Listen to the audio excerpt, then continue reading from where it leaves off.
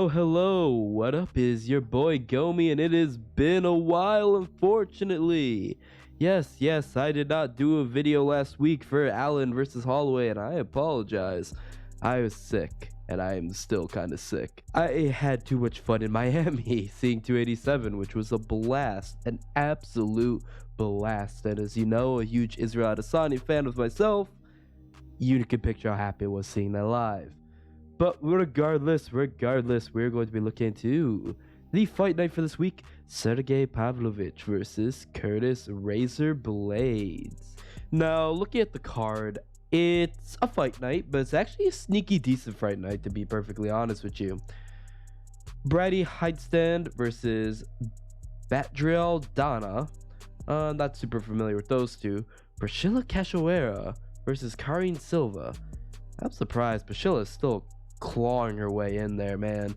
I gotta say, after the Shevchenko beatdown, she's been a rather dirty fighter, and I've not been a huge fan of her, but she's still surviving somehow. I really don't understand. Francis Marshall versus William Gomez. It's not super familiar with either of them, to be perfectly honest with you as well. Muhammad Usman versus Junior Tafa. Yes, not Justin Tafa, Junior Tafa. That's his younger brother, I believe. And the return of Usman's brother, Kamaru Usman's brother, the winner of last season's of Tough. He disappeared. I have no idea where he went, but he's back now. Surprised he's on the prelims of this card, but that's the best that winning the Ultimate Fighter is going to get you, unfortunately. Carl Rosa versus Norman Dumont. I'm going to be honest with you. I'm actually going to leave towards Norma, to be honest with you. I like her grappling a little bit better than Carl Rosa. Ronnie Yahana versus Montel Jackson. I'm going to be going with Montel Jackson. I like his striking a little bit better. Ricky Glenn versus Christios Giajos. Forgive my pronunciation there. I can never pronounce his name correctly, but it doesn't matter because I'm going to go with Ricky Glenn. That should be a pretty decent fight too. Those lightweights, they put on usually really good fights, honestly. Lightweights and bantamweights, as you know, I've said many times before. Now to the main card, Jeremiah Wells versus Matthew Semmelsberger. I'm not a huge fan of either guy, to be honest with you. Matthew Semmelsberger, I've seen him put on some poor performances, but he managed to survive against Chaos Williams. But Jeremiah Wells, I don't want to pick either guy for that fight. Yasmin Lucine? Nah, that's the most you're going to get out of me. Forgive me. Brazilian names, I struggle with them.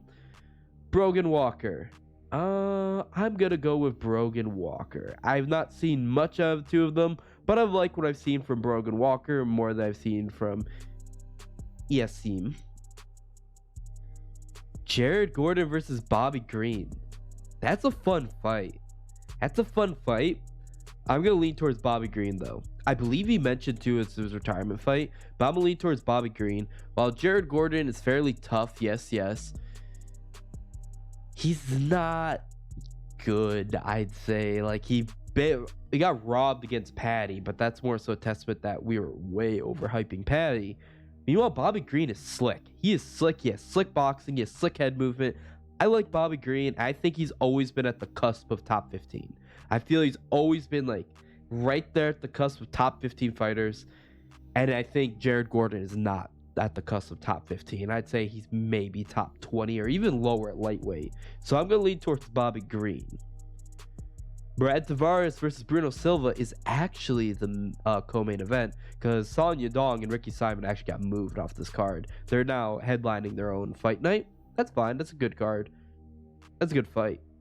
In terms of Brad Tavares and Bruno Silva, I'm going to lean towards Bruno Silva. Brad Tavares, man, he's gotten the poop end of the stick, man. He's fought so many good middleweights, and he's just got ran through by them. He got beat up for 25 minutes by Izzy, finished in the first round by Whitaker, beat the living crap out of him by Dricus du Plessis, and I don't know how he survived that. Bruno Silva is not all that, but he survived the power of Alex Pereira, so I'm going to lean towards Bruno Silva. I think it's going to be a decision, though. Brad Tavares is pretty tough, honestly, but I don't think he's going to be able to take Bruno. And now for the main event.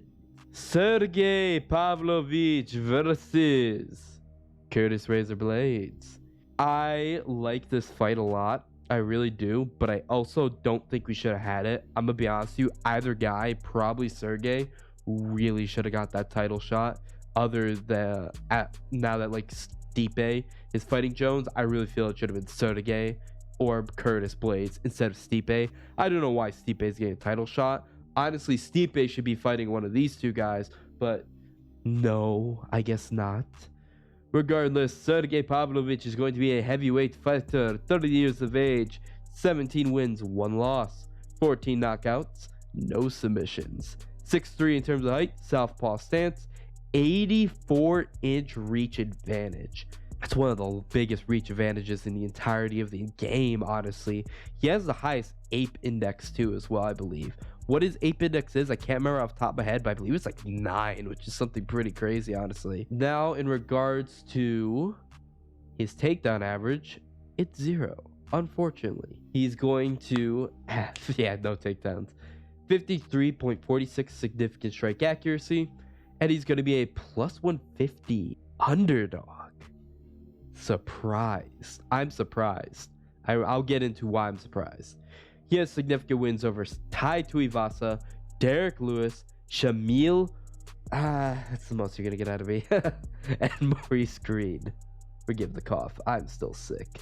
Now, standing across from him is gonna be Curtis Razor Blaydes.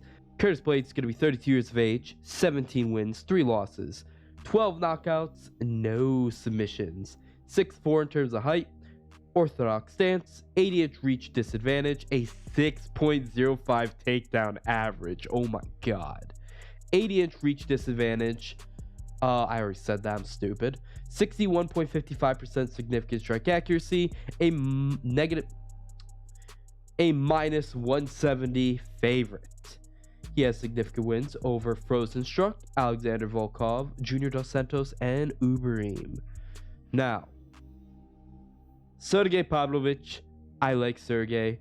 Sergei is becoming one of my favorite fighters, and he is honestly what the heavyweight division needs, not Curtis Blaydes. He is a brawler, a big, powerful guy. Like, he's the definition of, like, baddest man on the planet. When you think of baddest man on the planet, you think of this guy. But the thing is, he's a brawler, but he's not chaotic and wild like someone like, say, Derek Lewis, someone like, say, Tai Tuivasa. He's much more calculated, not so much calm, but calculated, measured, and he throws down. The way he eliminated Tai Tuivasa, Derek Lewis, both of them in under a round. That's just insane to me, how he's able to do that. Like, that's way better than any win Curtis Blaydes has had. To be honest with you, Curtis Blaydes, a lot of people are really touting him and are really high on him for his most recent actual fight. I'm not including that fight against Aspinall. That does not count. There was no fighting there whatsoever. His most recent performance to actually look at is his knockout of Chris Dawkins. It's one of the Dawkins brothers. They suck. Took him 2 rounds to take him out. That is nowhere near the level of impressiveness as taking out Tai Tuivasa and Derek Lewis in equivalency of 2 minutes. Yeah, I get it. They've been knocked out. They're kind of washed, but they're still far better than Chris Dawkins. You put Chris Dawkins in there against Derek Lewis or Tuivasa, he's dead. He's dead. You put him in there against Sergei? Oh my god, that's murder. You can't sanction murder like that. Curtis Blaydes, yeah, he took him out, but it was a great knockout. That was a great knockout. Don't let me like lower him down. That was a great knockout. It does not compare. And then you look at the otherwise, he went to a decision against Frozen Struck. Not good. Was murdered by Lewis, which is something why I'm going to be leaning towards Sergei. Decision against Swolkov. He killed Junior Dos Santos, but Junior Dos Santos in 2020. And besides that, if we go down a lot further, oh, what happened here? Francis— you know what that tells me? It tells me that Curtis Blaydes cannot handle supreme power punchers. He can handle guys with big power. He can handle most heavyweights because he has very good wrestling game. His wrestling game is amazing, honestly. He's probably the best wrestler at heavyweight, and he can handle and wrestle and even knock out a few people. The only person he really knocked out on the feet was Dawkins. Otherwise, almost all of his other knockouts are going to be he got him to the ground and hit him with some nasty ground and pound. But when you get a supreme power puncher, someone with unethereal power, like Sergei Pavlovich, he's going to fold. I feel he's going to fold. I feel he's going to get flatline KO'd just like he did against Ngannou, just like he did against Derek Lewis. People are going to say, oh, the wrestling, oh, the wrestling, oh, the wrestling. It's been shown before, both guys who do not have good wrestling were able to catch him with what they needed. Why was he able to take down Derek Lewis and just beat the life out of him when somebody like, say, Sergei Spivak? Why couldn't Curtis Blaydes do what Sergei Spivak did? You know what it is? It's because Sergei was able to take 1 or 2 shots, or he was more smarter with his grappling. Curtis can't take that supreme god level power, and that's what I feel Sergei's gonna hit him with. And Sergei's not stupid. Sergei is a very intelligent fighter, and he's very measured with his attacks and how he goes in. He's going to be able to go in and clip Blaydes. And Blaydes, how he's been fighting recently, like how he went against Tom Aspinall, he wants to stand and strike you for you a little bit because he wants to build up that knockout factor.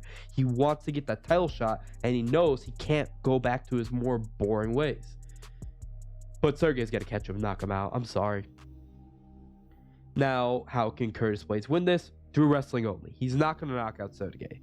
It's not going to happen. He's going to have to wrestle him and ground and pound him, which has been done to Sergei. His only loss was to Alistair Overeem via clinch strike knees, which Curtis Blaydes I don't feel is going to do, but still got him down to the ground with a beautiful trip and ground and pound. That is something Curtis Blaydes can do, but I feel he's going to get chinned before it gets to that. A lot of people are criticizing Sergei, saying he was beaten by Overeem by that, but Overeem's just good. Like, I don't know why we're so surprised people losing to Overeem. Overeem was good. It's just that I feel Curtis Blaydes, his only avenue is to get a takedown. I feel Sergei's matured from beyond that fight because that was Sergei's UFC debut. I feel he's greatly matured since then. That was back in 2018, 5 years ago. It's going to be way harder to get him down to the ground, and I don't think he's going to get him down to the ground in time, and I think that Sergei's going to finish him. I'm going to lean towards round 1. Everything leads me to believe round 1 as well, too, because that's the thing. Round 1, round 1, round 1, round 1, round 1. I just feel he's going to add Blaydes to that. So that's going to be all I really have. There's not a whole lot else to go on this fight, but you know the gist. Please let me know what you think in the comment sections below this fight. Let me know who you're rooting for. I personally myself are going to be going with Sergei Pavlovich with a round 1 finish, and I hope to see him with that heavyweight strap now that Francis Ngannou's gone. But for now, bye-bye.